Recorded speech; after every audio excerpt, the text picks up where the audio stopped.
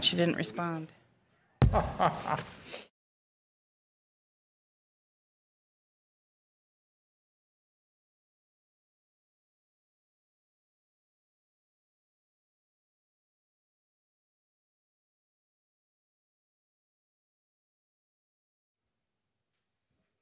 We could see the screen better. It's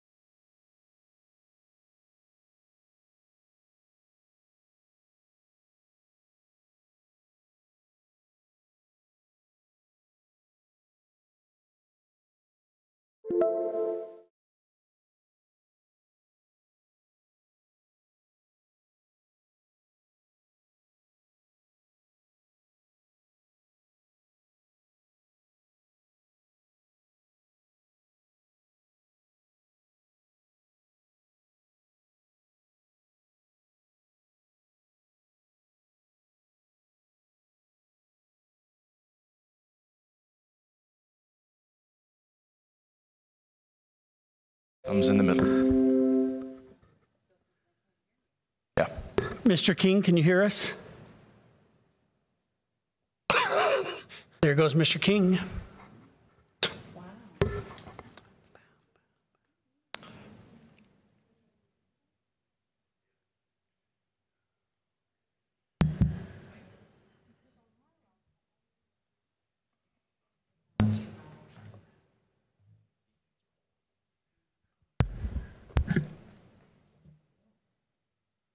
Right. Hey, good morning, Scott. Here we go.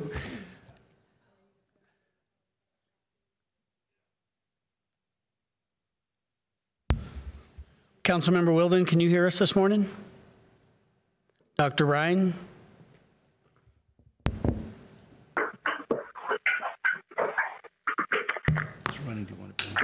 Yes. This is a really rude panel. These two people. I know, they're just ignoring us. So maybe just a little closer. We got up for this. I know.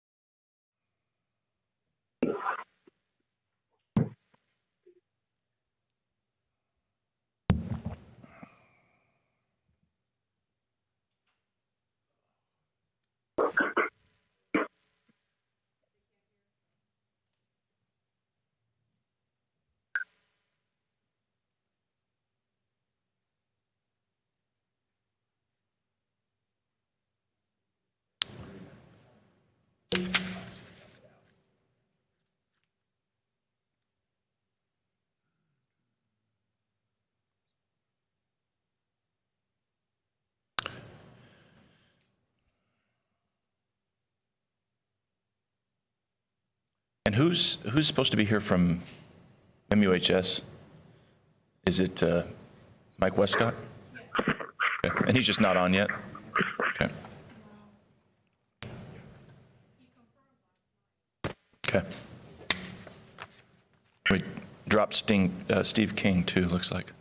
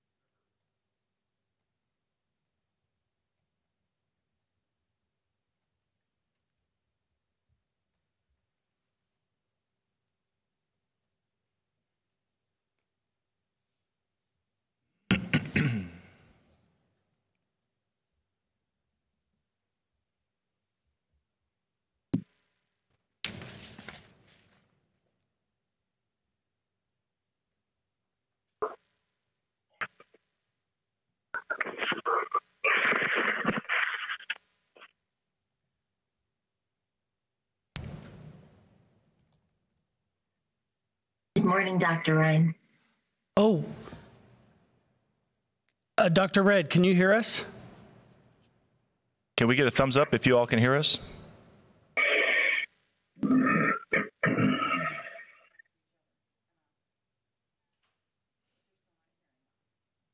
Morning. Good morning. You're welcome.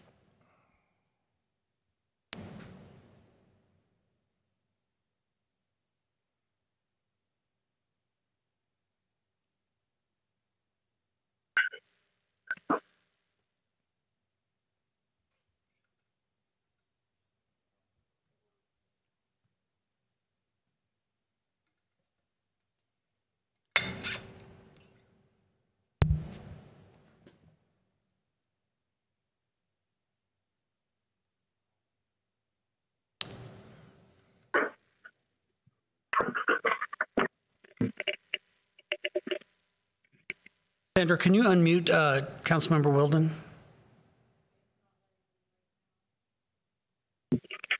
It's not letting you unmute.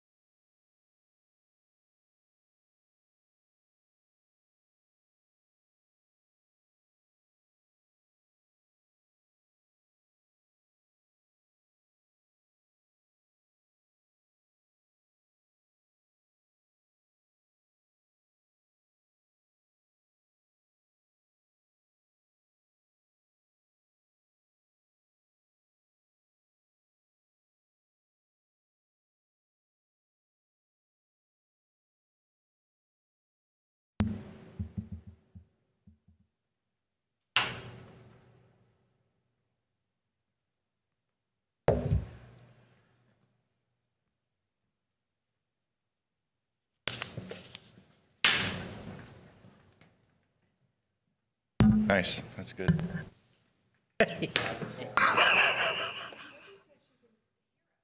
She can't hear us?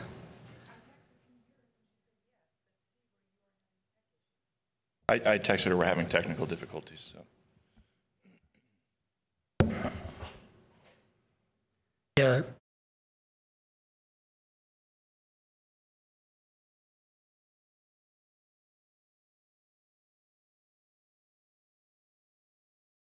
Awesome. So we're having a few technical difficulties. We're going to get started hopefully in just a few minutes. Perfect. So I've turned off.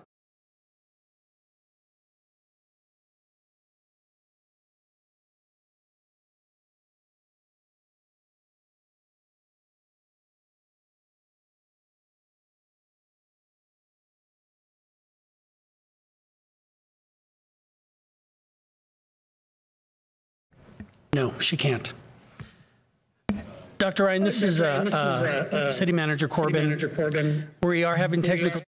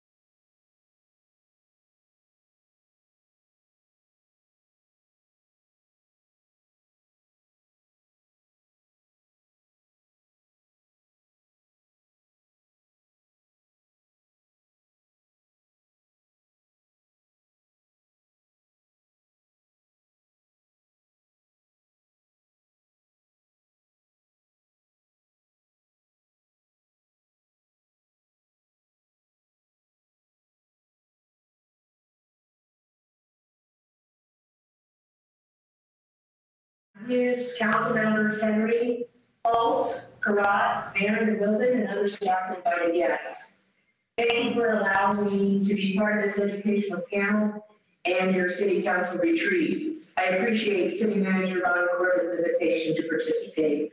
I am Lisa Ryan. I am the president of the Yavapai College. As you may know, Yavapai College has 6 locations across the county, covering a service area of over 8,000 miles. We serve 15,000 students annually in over 85 credit programs and numerous non-credit programs, and we're the second largest employer in the county with 1,100 employees.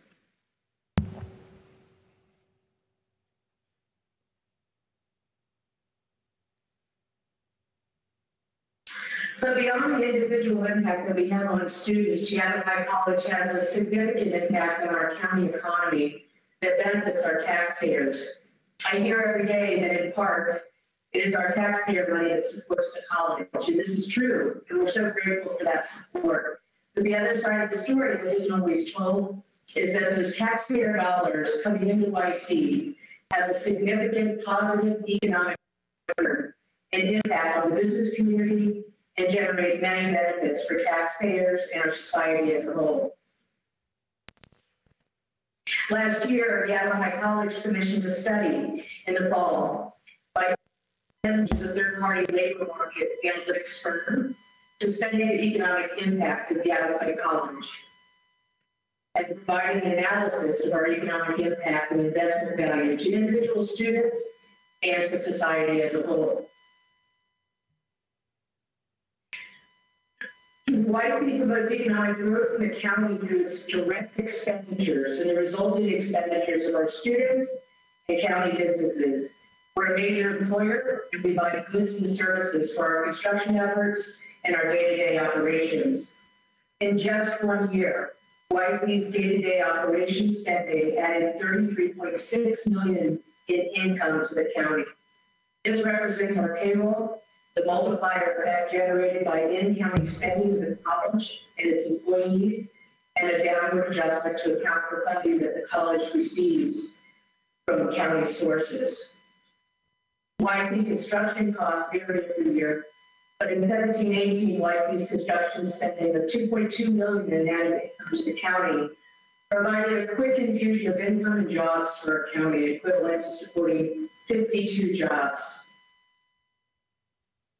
About 6% of accredited students attending YC originate from outside the county, and most relocated to YC to attend here. These students wouldn't likely be in the county if the college didn't exist. And our in-county students would likely have left Yavapai County to attend school if the college didn't exist. These relocated and retained students spent money in our county while here, generating $6.1 million in income for the economy in just that 1 year.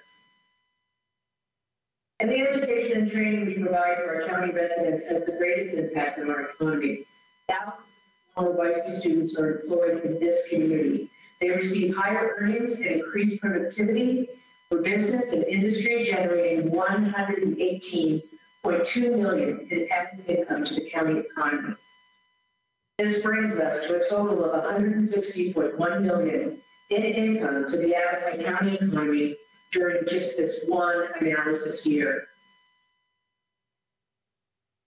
For context, this $160.1 million impact is equal to approximately 2/3 of the gross regional product of this county.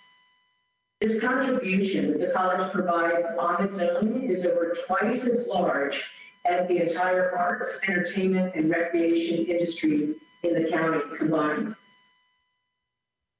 YC's impact of $160.1 million expressed in jobs supported was 2,969. Using the job to sales ratio specific to each industry, this means that 1 out of every 35 jobs in the county is supported by the activities of Yavapai County and its graduates. These are impacts that would not have been generated without the college's presence in Yavapai County. For every dollar invested out of pocket in foregone time and money being in the workforce, students will receive a cumulative value of $6.10 in future earnings.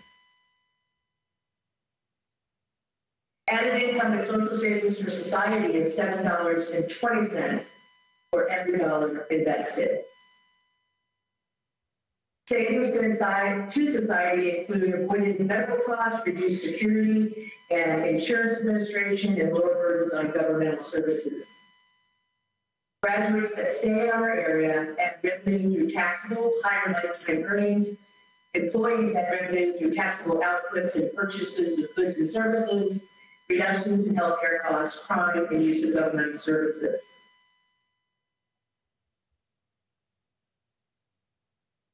The results of this study demonstrate that YC creates value by increasing consumer spending, supplying a qualified trained workforce, raising lifetime earnings of our graduates, increasing county tax receipts, reducing demand for government support and social service, which equals a more prosperous economy for Yavapai County and a variety of savings and positive societal impacts through improved lifestyle of our graduates.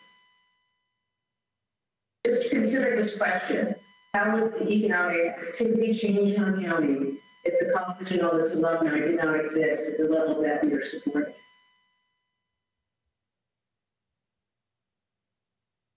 So you may want to know what's happening in the Verde Valley. Many of you know that we actually completed the renovation of Building L, and activity is happening right now in that space. Not so much this week because it's finals week, but it began in this space when we opened the building. We now have state-of-the-art nursing skills labs there and an adjacent skills lab that the students can use. This is one of the simulator labs. It also has a control and a debrief room where individuals can observe honestly what's happening in the space.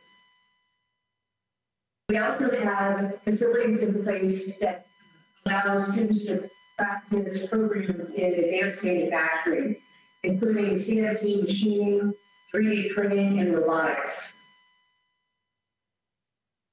We also renovated the science laboratories that were in the building. They are state-of-the-art in biology. We also have the biology prep room, which basically tripled its size.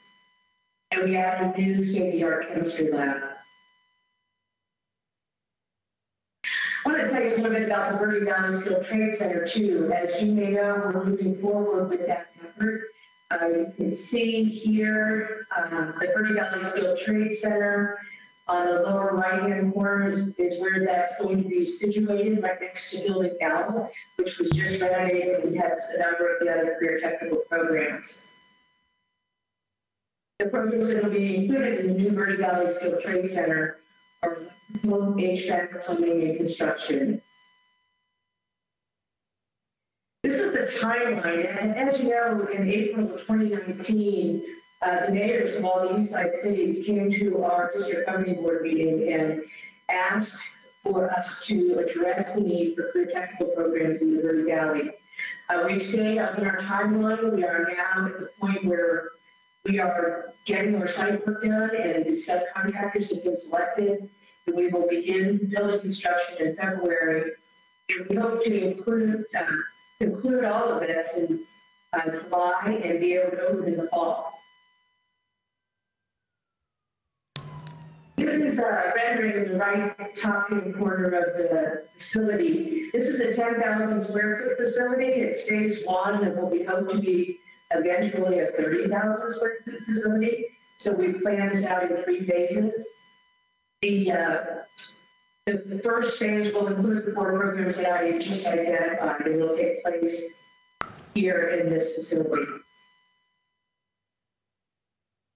I wanted to share this with you. As you know, we have the 6 locations across the county, and career technical education is a major focus for us.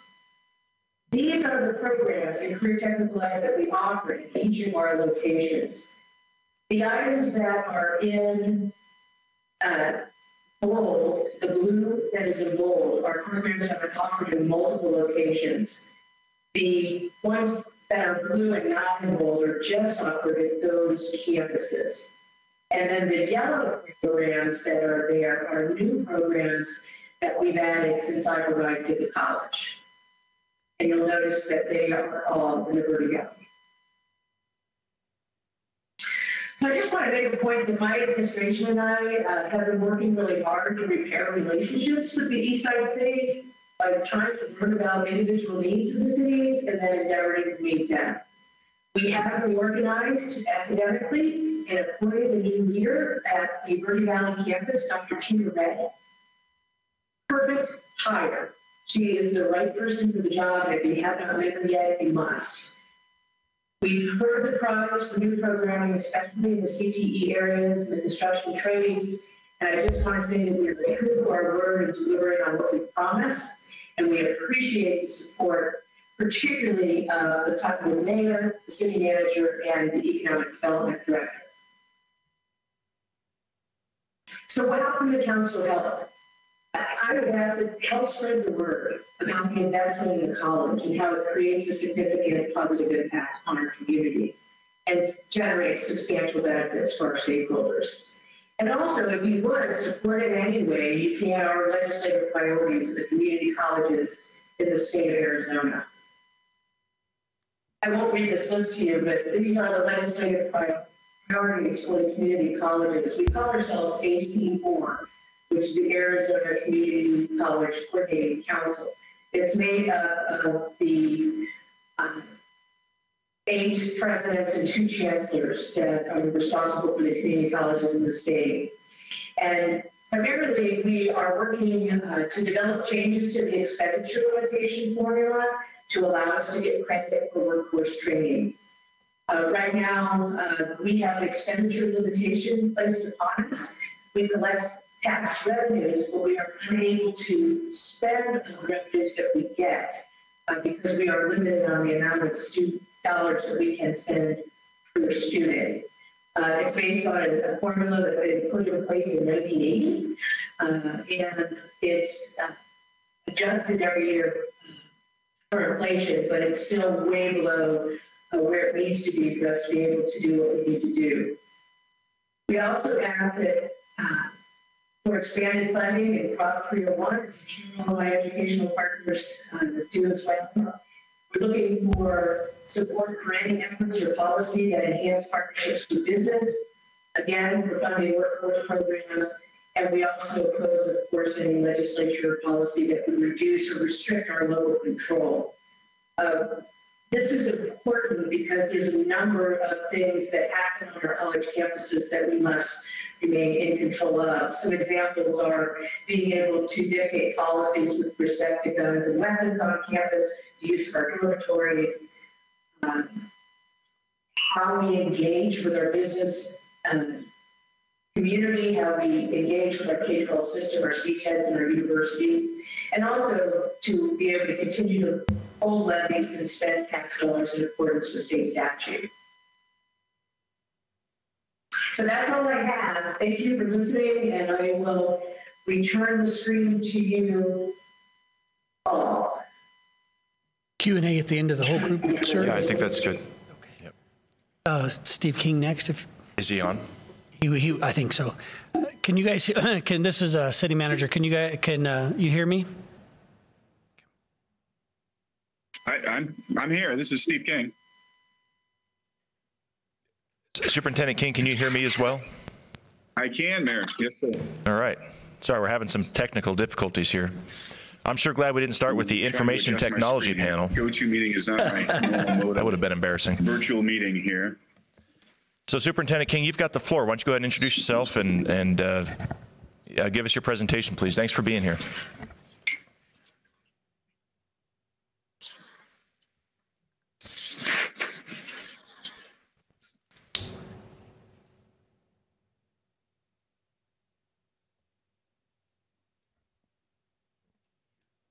Would you like me to begin? Is there? Yeah, yes, Mr. King, go ahead.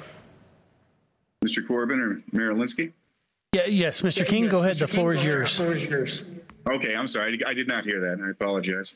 My name's Steve King. I'm the superintendent of Cottonwood-Oak Creek School District. I do not have a PowerPoint for you, but I'd like to give you an update on the status of our schools and where we are looking at into the future. Currently, we are in a hybrid mode of education, so we have a number of students that are online. Most of our students continue in person. All 5 of our campuses are open, and we are a school district of 5 campuses.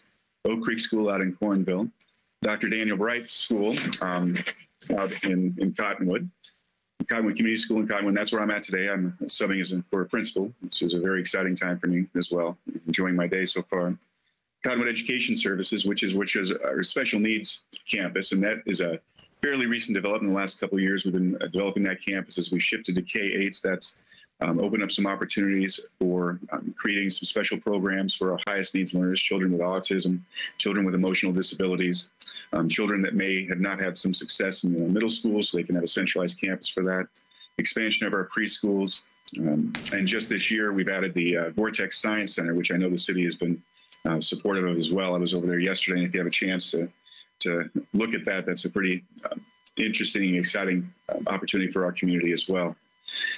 And then we also have Mountain View Preparatory, which is out in the villages there. We serve about 1,850, 1,900 students, counting our preschools. We go up to about 2,000 at any given time. We have about 300 employees across all of our campus. And we do serve in one of the largest geographic areas as far as districts go in the state. Currently, we are in hybrid mode, which means we have about 18% of our students right now are remaining online. The rest are in person. It has been, to say the least, I know this is for everyone out there in this meeting, this has been by far the most challenging year for our staff and our community that we have seen. We opened for in-person learning back on September 14th. We are planning on remaining open through next Thursday. That was a board decision that was made this previous Tuesday night. And we will be then on winter break for the 2 weeks after that. And then following that, we will be back for our remote learning as well for that week. And the 5th of January, the board will be making a determination on what our next instructional model will be moving forward. We have 5 different options that we're looking at. One is that we move to a 4-day week in person with 1 day virtual. We could go to a shortened day schedule. We could go to an A-B schedule, which is students can come on Monday and Tuesday or Thursday and Friday. Or we could go to a virtual model where we are completely online, and we are waiting to see exactly what the conditions are in our community at that time before that decision is made on the 5th of January.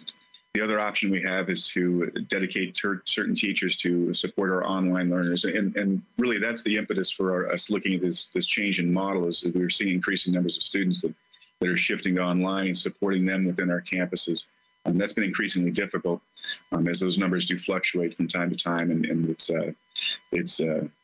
it has not been easy to figure out the system based on our staffing levels and the size of our district to support all those learners, whether they are in person or whether they are virtual.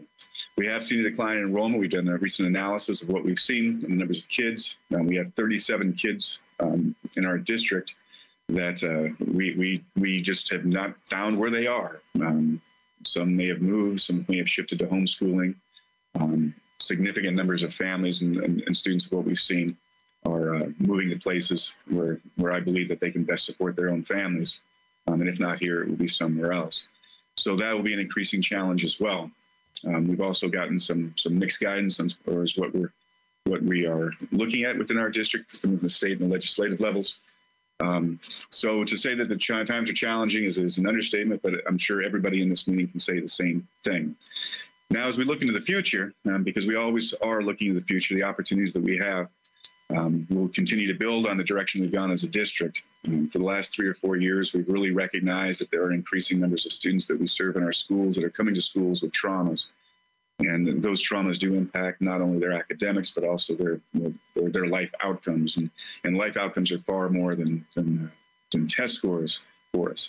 The academics are important, but to get to those academics, we all need to have a solid base to build upon, much like I did as a child. There's a phrase that we use in our district is that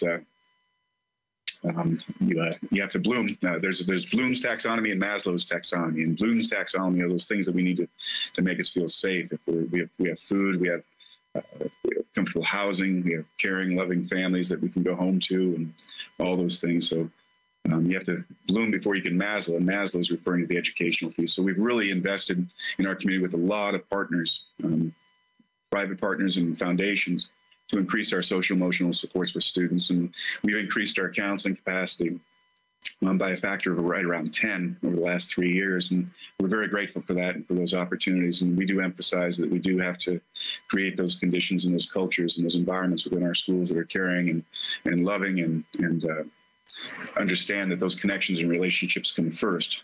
And then that creates the preconditions of the cultures for our academics to thrive. So that has really been the direction of our district, and we look to continue that direction. I think even now, more than any time, I just had a conversation with a teacher just a few minutes ago at Cottonwood Community School, and I was just asking her opinions and just what she was seeing. And she's a very compassionate individual. And she talked about some of the stories that she has heard from some of her kids that she serves every day, and what they go home to, and not only the deficits they have, but the resiliency that our children are showing. And I really think as we look towards the future, the key question that we have to ask ourselves and in our community is what is in the best interest of our children? What is in the best interest of our next generation? And keeping that at the forefront, I think, and keeping that as part of the conversations we have, I would hope would alleviate some of the brokenness that we are seeing and the divisiveness or the rivenness that we're seeing in our community. So as we move forward, getting through this year, and not just, as this teacher said, not just surviving, but thriving. Where can we find those opportunities for us to thrive and to come together and to really recognize that we are here for the children of our community? And that is not always an easy call. We have staff situations, we have student situations, we have community pressures and political and financial and all those different things. But keeping our eyes on what's important, I think, is what is going to get us through that. And to me, anyway, and I know for our staff and for many in our community, it is our next generation as we build forward.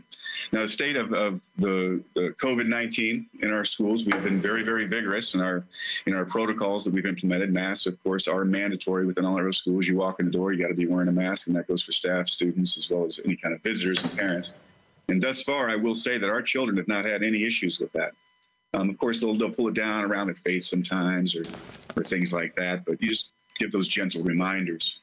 But we've been very, very happy with the cooperation that we've seen from the community, and the kids have been very wonderful about it. We've had a total of 20 student cases of COVID-19 within our district from September 14th, so we're pushing close to 3 months with 20. I will also tell you that none of those children become seriously ill. Most of them have been asymptomatic. We have had some staff members as well. But I think that the key issue that we've been seeing with the virus that's been affecting us more than anything is we are very vigorous in our quarantines. And we take that very, very seriously. And as soon as we learn of a case or someone in a family that has it, we are quarantining those students and sometimes entire classes if that necessitates. And we've been working very closely with the Yavapai County Health, and I'm very, very grateful for all their help as well. And we're hopeful that it continues that way, and we're doubling down on all the protocols that we have in place, because the goal is to keep our students in school. And we all can agree that school is the best place for kids, but our capacity is stretched, our need for substitute teachers because of some of these quarantines. And just, people get sick for other things as well, or they have appointments or different things like that. But it's really stretching our capacities to the max right now. And I'm very, very proud of our staff. I'm very proud of our community in many ways for all the assistance they've given. So, and I'm trying not to talk too fast. I've had 2 cups of coffee, but that is where we are at as a school district. And looking at the community, we do understand that school districts and schools play a vitally important role in the economic development as well as the economic sustainability. Many of our families are coming from situations where they just have to work. And the decision that we're coming down to in many cases is if not us, who? And knowing the school is the best place for kids, how do we do it safely, and how do we continue to keep our doors open for those students that want to be here, and those families that want to be here, families that need to be here, as well as those students that choose to remain online. Thank you, Dr. King. Can you hear me? It doesn't seem still not Sure working. if anybody has any questions or if that's the format right now, but that's where we're at.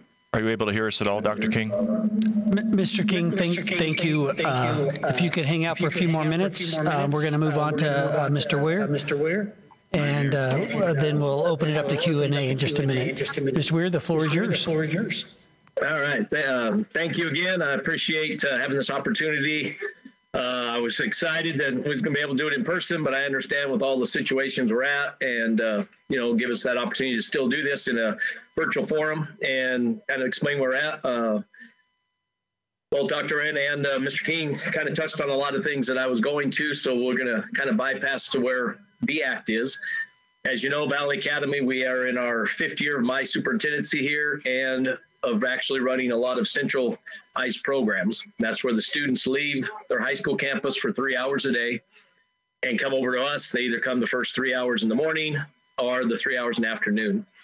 We do work with our middle schools, Cottonwood-Oak Creek and Clarkdale are members of us. We do try to service them as much as we can. Our hands have been tied since they took freshman funding away in 2011. But we do work with their 8th grade. Last year we had a lot of them come over here and tour our facility, tour the fire science facility, et cetera. And this year we haven't been able to do that with COVID. We're hoping that things change, and toward the end of 2nd semester, we're able to bring our 8th graders on for at least a field day or 2, and then also be able to get over there and do some experience with our 8th graders. Because as you know, 7th, 8th grade is the time to get kids hooked on a career. By the time they're in high school, sometimes it's a little late to get them into that severe training that we could do. We've done some new things. Our partnership with Yavapai College has grown. I do appreciate the new leadership there and the growth we've had. Been working a lot with Heather Mulcair and Dr. Red on expanding our programs. We have to watch how we do that. Sometimes we rob Peter to pay Paul, it seems like. We're limited number of bodies. When you actually look at what juniors and seniors could take us, have the money to be able to pay for transportation, et cetera. So you kind of got to watch our too many programs. But we started pre-engineering this year, and it's been a great hit with Yavapai College. It's concurrent enrollment. So what we do is we pay the tuition, books, uniforms, all that for them. And then Yavapai actually is the one distributing the education facility with their teachers and their new building L. And it's been very successful. We have 11 kids. It was a niche of students that I wasn't able to get into with our other programs. It was kind of that high-level math kid. and this has really been great for them. So we've got a few juniors that will carry into the second year of the program and some seniors, which as long as Governor Ducey's $1 million incentive funding kind of stays around, I can pay for them their freshman year in college to continue the career tech education programs, and they can continue that with Yavapai College either on the Prescott side or the Clarkdale Verde Valley side. So that's kind of a nice thing. We also started law enforcement with dispatch. I do want to say a big thank you to Police Chief Getchell and also to Marie Carpenter through dispatch. They have been tremendous working with our kids, and you know, as COVID goes up and down, we get into the call center some, 911 call center off and on, depends where the protocol is. We've also been working with Yavapai Apache Police Force, Cottonwood, Sedona. We just had Pant come and do a presentation. Our law enforcement program is doing very, very well. I'd like to sit down and visit with all the chief of police, try to have a meeting. We do have a new simulator that we bought, which is a shoot, no shoot simulator. Probably the only one right now around in the Verde Valley that we'd like to partner with them on using, and we can buy some more tools and things for it as we expand that program. Our teacher training program is in its third year, and it's doing great. We went back up to 8 kids this year. We've been working with all the 3 middle schools and elementaries as we can in between Cottonwood, Clarkdale, a little bit Sedona and Camp Verde. Mainly our students this year come off of the Mingus campus and Sedona. So we're getting ready to place them where they'll actually serve underneath a teacher, and they'll go in 2 days a week and actually be kind of co-teachers / group leaders and actually get to experience teaching full units for maybe a week or so. So thank you to our schools for doing that in these trying times. Mr. King and Mr. Brown at Clarkdale and Mr. Howe at Camp Verde have done very, very well. Mr. Dearden of letting us on campus as much as we can with observations and this in these times.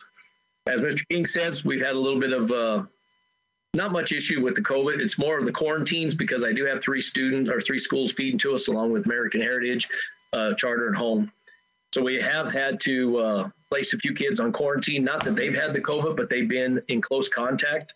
It's been great working with Leslie Horton from the county. She is tremendous, very advocate about getting kids in school, keeping them in school, and doing the best she can. She has worked with us, and we have had 2 staff members and I believe 1 kid that actually had come from our site that we were the ones that did the testing or found out that they were that way. But we've been able to continue in-person learning. We're planning on continuing that through this week and next week. We will start January 4th with in-person. We do follow the Yavapai College courses with concurrent enrollment. So they follow Yavapai College Orange, which is now in red. So they are doing their instruction online, and they were doing their instruction in labs in person 1 day a week, sometimes 2 days a week, depending on the lab. So that's been good. I truly believe you cannot teach career technical education online, at least in the programs we manage, maybe photo and graphic design, but nursing, fire science, construction, culinary art, pre-engineering, law, all of those, they need that hand-on atmosphere and the hand-on technique. We have a little over 12 or 13 girls and boys that are set for our state nursing board. So in December, hopefully they will be approved, and we'll be able to put 12 students into the nursing career that they can work on while they're graduating high school in the CNA through either long-term nursing care or the hospital. And as there's a big nursing shortage, I do believe this is a positive thing for us. Construction, we have a lot of our kids have actually been hired. I guess there is a positive side to this online learning. A lot of our kids are actually working in the construction field while they're doing online school. It's not ideally, but it has been I guess a benefit to that families and stuff that need that extra income. We did experience, we're actually one of the few schools in the county. I saw something from Mr. Carter. We are actually 7 students above what we were last year. And some of that is a lot of these kids, they're online with other schools, but they want that hands-on. We've also done well with the charter schools and again, create some new programs to generate us up. The schools are down. Both of our 3 satellite schools, Camp Verde, Mingus, and Sedona, their enrollment's down on their side of the courses they're running in CTE, because if a kid goes online, generally they're not taking a CTE course. So our enrollment there's down, but our central campus enrollment is up about 25 plus students. We were going to be about 50 up. So we lost probably 20 kids that just either decided to stay fully online. They didn't want to leave their house for unknown reasons. Or we have a lot of kids that have just chose to stay in the workforce and work on a GED. And that's the concern I have, because as most of us probably on all this call will realize, they will probably never go back and get that GED. Not saying they won't, but I'd say 80% will not. So that's something that we feel that we're going to do what we can to try to get kids to come back to school, regardless if it's online and then with us in person or what. But we truly believe that the GED, yes, is a track, but most kids get working and they just don't have that time or the programs around the communities to do this. So excited for the new skilled trade center at Yavapai College they spoke about. Construction will be a great thing. We're looking at trying to actually build a 400 to 600 square foot house that could be then put on a site base on a platform, our foundation. Pretty excited that we'll have actually an opportunity to do that in that facility and continue to grow our others. So that's all I have, unless there's some more questions. I appreciate time to share with you. Thank you, sir. I'm going to try one more time. Can you hear me? So the sound, Matt, is still not working for us. Nobody can hear me. Can anybody hear us out there? Thumbs up if you can hear us. Or no thumbs up. Okay, yeah, they're still not hearing us. So let me try this so I don't get back feed.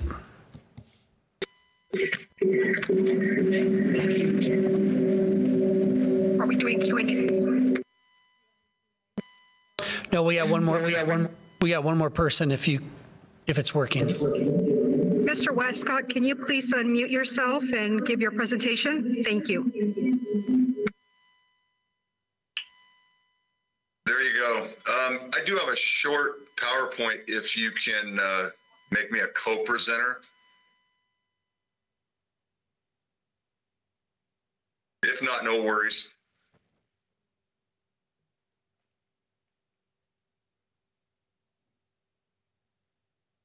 Okay, you're good to go.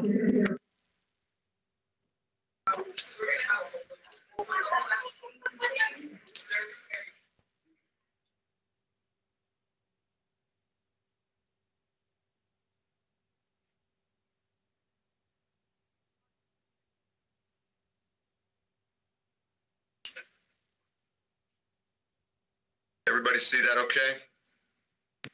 Yes. Yes.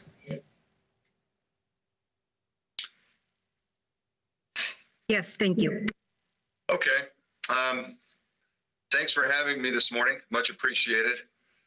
I wanted to start off with an old photo that I haven't seen. That's our original Marauder out in front of the just completed north-facing towards Fur 100 building. You won't see that anymore. There's a horseshoe-shaped parking lot out there. And again, thanks for allowing me to present this morning. Good morning, Mr. Mayor, City Council members, Mr. Corbin, and all those zoomed in. Just a brief statement of my background. I'm a graduate of Mingus Union. I'm in my second year as superintendent after 30 plus years in the classroom, as a coach and in various administrative roles, all at Mingus. A real little bit of history. Mingus was formed in 1957 as a union of former Jerome, Cottonwood, and Clarkdale school districts. We're separate from our partner elementary districts in Cottonwood and Clarkdale, but they comprise the union as partners. We've been at this campus site since 1972.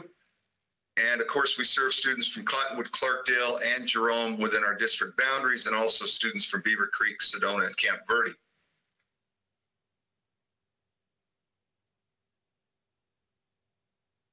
We serve approximately 1,200 students on our single campus. About 130 employees comprise the Mingus family. We're currently operating in a distance instructional mode through January 8th. During our recent in-person model, approximately 400 of our students had remained online. So as of this week and the week of January 4th through 8th, all 1,200 of our students will be in a distance learning mode. But you can see that we had about a third, roughly, of our students who had remained online, even when we had returned to an in-person mode on campus. We're going to continue to offer on-site support services for students That number fluctuates day to day, but we have approximately 20 to 30 students on campus daily for that additional support service, which takes place regardless of our distance or in-person instructional mode, and continue to offer grab-and-go free breakfasts and lunches throughout the time period as well. We look forward to our future and our continued relationships with our partner districts, communities, and families, and doing what's in the best interest of all of our stakeholders. I can certainly speak to the challenges COVID-19 has presented, similar to what you heard Mr. King and Mr. Weir speak to.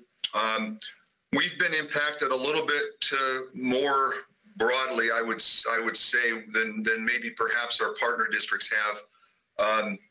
We've had over 20 staff and student positive cases of COVID.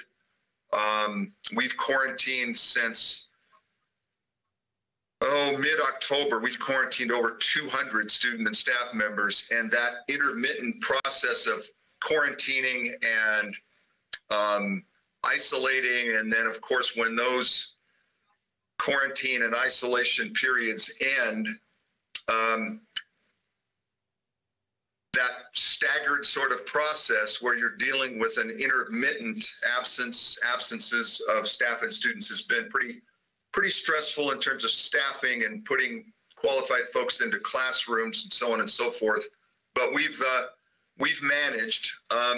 Our board action of a week and a half ago, though, did move us into the distance learning mode, both due to the fact that the metrics in measuring COVID-19 impacts and spread had all reached red or substantial, and as also a byproduct of some of those staffing difficulties. So again, we'll be in that distance mode through this week and next, and then to start the second semester, January 4th through 8. The board will meet sometime during that week to discuss the current trends and metrics and whether or not we remain in that mode. I think that's pretty much all I have for you today. All right, I'm going to try one last time. Can you hear me? All right, well, I can tell council that Brian is on his way. He had to finish up.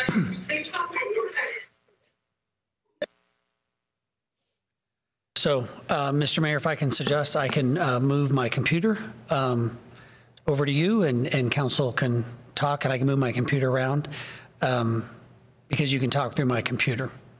Okay. If that's what we have to do, but we've got to get this figured out so we can.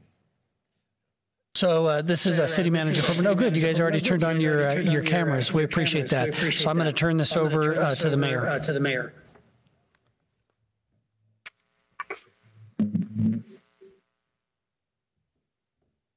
So what do I do? I just. Oh, sorry. Just talk. Well, thanks everyone for being here with us. Can you hear me okay? Well, thanks everyone for being here with us. Can you hear me okay? All right, so I'm going to open up the floor for the council to ask some questions. Any council members have any questions for our panelists? Any council members have any questions for our panelists? I did. So I'm concerned with online learning about whether or not our kids have reliable access to internet, and if there's any way that the city can help in that regard, or any issues we need to be aware of as a city. Okay, so one of the questions is Councilmember Henry's concerned about online learning and making sure that the students have enough access to good Wi-Fi. And is there anything that the city can do to help facilitate that?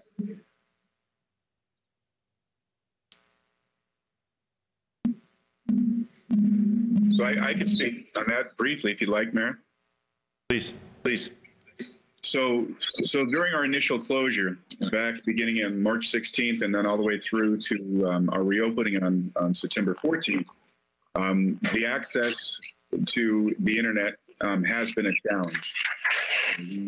The technology in general has been a challenge up here, and there's a few different challenges that we've had. The first one that we saw was the lack of access to any device.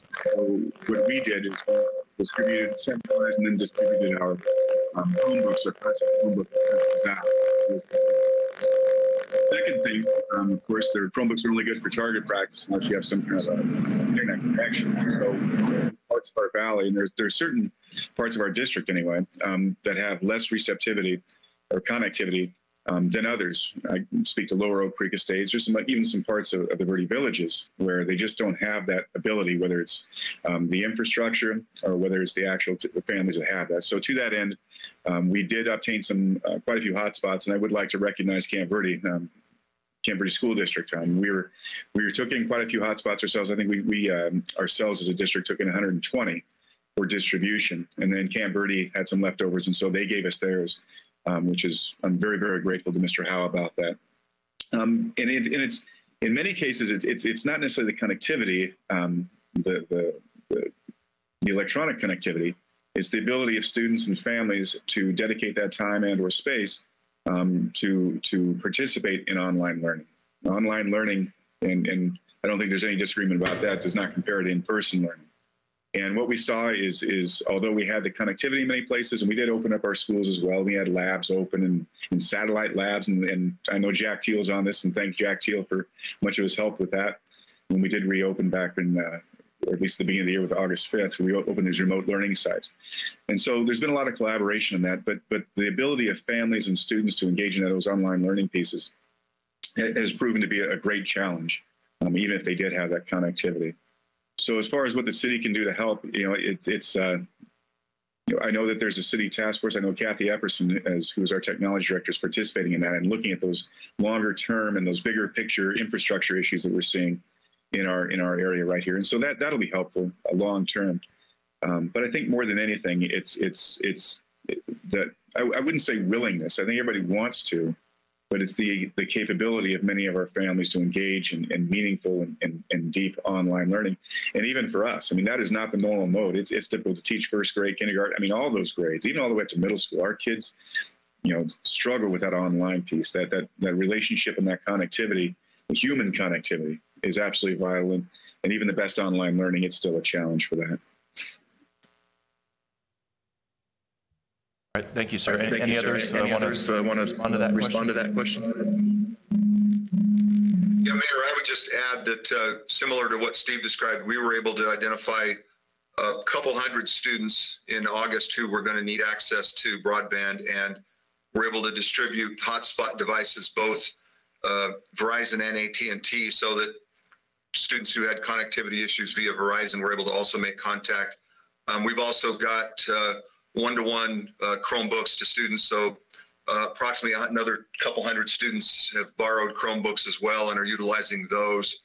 And we've additionally added some mobile hotspots that can be placed in school buses and located in various locations where either the students can come to those or we can plant those in neighborhoods that have issues with connectivity as well. So we're appreciate the question and the offer of help for sure, and we will certainly explore that in the future. But right now we feel pretty comfortable. We've been able to work with families and make contact with those in need and address those needs via the hotspots and the devices that we've loaned out up to this point.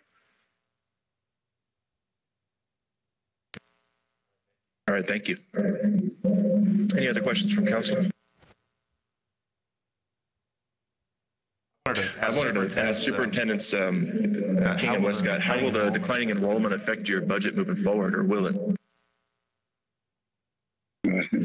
That's a literally $1 million question, Mayor. So we are okay this year. We examine our budgets. We've had to adjust our budgets, but we've been we've seen over the recent years, as far as in our district, the large increase in our special education population, which has put a very, very large hit on our budgets. Special education, we don't get much in the way of funding for special education students. I'm sure Mr. Westcott and Mr. Weir would agree with this, but it's still very, very expensive to educate many of our higher needs students, especially our students with autism or multiple disabilities. And we've been doing some things at the state legislature as far as getting some funding weights adjusted for some of our higher needs students. But those decreases in enrollment will impact us as we look into the future. And then we have had those conversations already. What are we going to see? Now, with the decrease in enrollment, necessitates and doesn't require as many staff members, perhaps. And we do see attrition each and every year.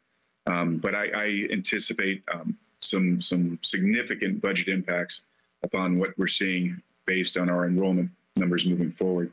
Another issue that confronts us every year is this: we've shifted, school finance has shifted to prior year funding, which means you're funded on the numbers of kids that you had last year. So you knew what your budgets were going to be the next year. That shifted a few years back to the current year model. So it all comes down to how many kids you have rear ends and seats right now. And that's what you're funding. And that makes the challenge even more difficult. We've also seen, we did see the enrollment stabilization grant back in, I believe it was over the summer, that the state said that they would support any district. They would cap our losses at no more than 2% as far as funding goes. Well, there's been a few changes with that. It looks as though we are okay for that, but I know that other districts are having that challenge where that 2% threshold, and they've gone far beyond that 2% threshold, and that's putting a lot of anxiety on the school districts as well. We also did receive some ESSER funds, which are the federal relief funds, but we made the decision back last spring to continue our preschool programs, which are privately funded, even though they were not functioning. So we didn't want to gut every one of our programs or our departments for the future. So we wanted to keep those going, because if they're not with us, they're going to go somewhere else. And so we didn't want that to happen. But the budget challenges are going to be, they are going to be very, very challenging as we go into the spring. I would just concur with Steve. We're concerned about the ADM losses, but the enrollment stability grant, which draws from the state CARES fund allocation, similar to Steve, our grant allocation looks like it will be satisfactory. It'll be sufficient to cover our losses, unlike what a lot of districts in the state are going to see. They're going to have shortfalls with respect to the ADM loss versus what they're going to get from stability grant funds. So that's a positive. We are concerned about, what happens in the spring next year. Certainly hope that with respect to what might be driving some of those losses, that the COVID vaccination program maybe takes full effect in the spring, and we're able to move back to a more normal approach to providing our instructional models, and that we see those students who do appear to at this point be missing, that we see a return of them as well. Right now we feel comfortable in terms of the impacts towards funding, but again, are going to try to do what we can in the future to track those kids down and make sure we see them next year as well. Yeah, and VAC, even though we're up in enrollment, unfortunately, CTEDs are funded sometimes differently. As Steve mentioned, like special ed, we don't get any extra funding. So if we do have a kid special ed, which right now we don't have a lot of the high needs ones like Steve talked about, we don't get any extra funding, but we do have to provide some extra services. Some recent changes that take funding has been quite entertaining. They've done some things with CTE where a lot of our schools changed to new systems. We changed to a new SAY system. And when doing that, the state said you had to have kids per semester. So we found out yesterday that a lot of our kids aren't enrolled for second semester, and the state is doing average. So they're paying us on what they say the 100th day is going to be. Found this out yesterday. And so our 100 days is down from 286 ADM to 246. So about a $200,000 hit on an average. We found that out yesterday. So we are now working with Mingus and Camp Verde and ourselves internally through our systems to get that altered. This was something the state did just out of the blue, told us to only put kids in one semester at a time, and then they've now done this funding. So even though we were decent budget-wise, we got $50,000 for the CARES Act, the bare minimum, where others got a lot more, and the ESSER grant, or not the ESSER, but the enrollment stabilization, as Steve said, we all thought was going to actually help with enrollment, and it really wasn't. We were estimated at 94,000, and we ended up getting 58. So that was a change all of a sudden. But we're doing okay. It's, again, to grow new programs, you lose a little bit your first year or two generally because it costs more to run than till you get your enrollment. And that's something that is concerning us in the future, is what we can continue to keep around that we feel are viable for our community. All right, thank you, sir. Dr. Ryan, I have one quick question for you. First off, thank you so much for fulfilling your promise to build that skilled trades work center here on the Yavapai or Verde Valley side. And I really appreciate you working with Bob Ware on that as well. What's your plan to fill those seats out there? Yeah, we need your help with that. We have put in place a number of new processes for enrollment management and marketing. Fortunately, in the summer, we were actually up 30% in student enrollment. It was a record high for the college. In the fall, we were down 9%. That was about the national average for community colleges, but compared to our peers in the state, much better. They were in double digits. And right now for spring, we are down slightly with about 6 weeks to go for enrollees. So we're hoping to come up even. But that's evidence that the new enrollment management process and the marketing are working. And so we are very focused on identifying households and individuals to take advantage of those programs, not only in the high schools and through the collaboration with VIAC, but also to get other individuals into those seats. People that have some college, no degree, people that have no college. And we are also working very hard to attract and enroll our Hispanic population. A number of those folks are in categories age-wise where they are similar to accompanying students. I mean, they're young adults, but they're undereducated. So they haven't gone on beyond the high school diploma and at greater rates than others. So we're hoping to tap into the Hispanic community. We actually have grown our enrollment just recently in the Hispanic area. We're up to just below 20%. We need to get to 25% to become a Hispanic serving institution that would allow us to take advantage of federal dollars and grants in a new way. So we're working on that too. So I think it's all going to be about enrollment strategy and marketing. But we can use your help, everybody's help, to fill seats. All right, excellent. Thank you. Thank you so much. Thanks to all of you for taking time out of your day. Look forward to working with you this coming year. Thank you. Thank you very much, Mayor. Thanks, Mayor. Yeah, thank you. All right, so we're going to take about a 5 to 10 minute break and try to get some technical things sorted out here, and then we'll introduce our new panel.